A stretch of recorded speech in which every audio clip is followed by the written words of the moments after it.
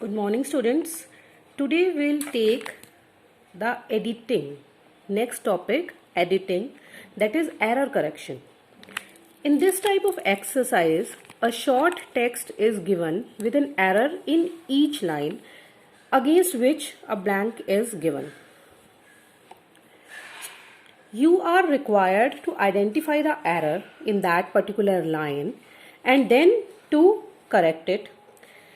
In the answers, they have to write, or rather you have to write the incorrect word or phrase first of all, and then the correct one, which is highlighted by underlining it. That means you have to underline the wrong or word or the error, you have to identify it and then write against it the corrected word. The error may be related to any part of speech in a sentence. Remember some of the points while doing this. Read the passage carefully first of all. Identify the tense used in the passage. See if it is appropriate to the context. Then look for errors in nouns, their numbers, pronouns, verb forms, degrees of adjectives, adverbs, prepositions, conjunctions, determiners, etc. I repeat, look for errors in nouns, their numbers, pronouns, verb forms, degrees of adjectives, adverbs, preposition, conjunctions and determiners, etc. Then ensure that the verb agrees with the subject both in number and person.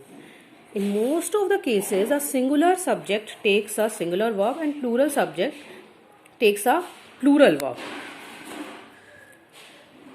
This is quite easy if you know the basics of grammar, which we have already done in our previous classes. Right? Now let us do one exercise, a sample exercise. We can take this. This is a very simple one. A Spain version of Holi called La Tomatilla are celebrated in the town of Bernal on August. Like Holi, revelers or Spaniards also smear massive quantities in talcum powder at all other. They literally hurl talk at everyone they come along. So now I have also underlined the errors, as you can see. A Spanish, not Span. It is not a Spain version of Holi. It is a Spanish version of Holi. This is Spanish version called La Tomatina is celebrated, not are celebrated, because it is singular. A Spanish version, so is celebrated. In the town of Bunal on August, no, in August, because for months we use the preposition in. Like Holi, revelers, a Spaniards, no, not a, the Spaniards means the people of Spain, also smears, no, also smear, because here it is plural, so it will take the plural verb smear. Quantities in talcum powder, no, of talcum powder, at all other, at each other. They literally hurl talk at everyone they come across. This is also a preposition. So we can do it like this. I hope you have all understood it well. We can do so many exercises like this. We can go on for another exercise.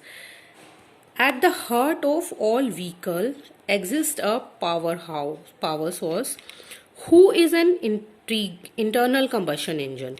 So at the heart of every, not all, it would be every vehicle.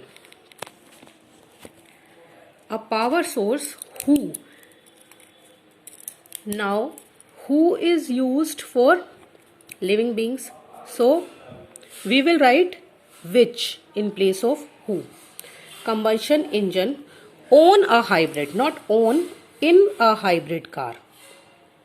Though, as the name suggested, now see the tense. Here we have to look for the tense because this paragraph is going on in present tense. So, suggests, right? There is a combination of power source, a power of the engine. No, the power of the engine. Definite article, the power of the engine vary. Now, engine is singular, so we will write varies, right? Varies to their sizes. So, varies according to its size, not their. There is again plural, and the paragraph, the passage is in singular form. So, its size.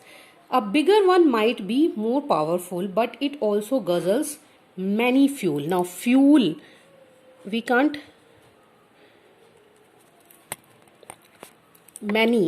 use many because many is used for countable noun and fuel is not a countable noun, it's uncountable noun. So we will write much in place of many. Let us go through one more time.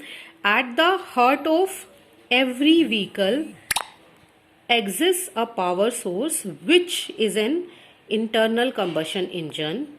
In a hybrid car, though, as the name suggests, there is a combination of power sources. The power of engine varies according to its size. A bigger one might be more powerful, but it also guzzles much fuel. Thank you. I hope you all have understood it well.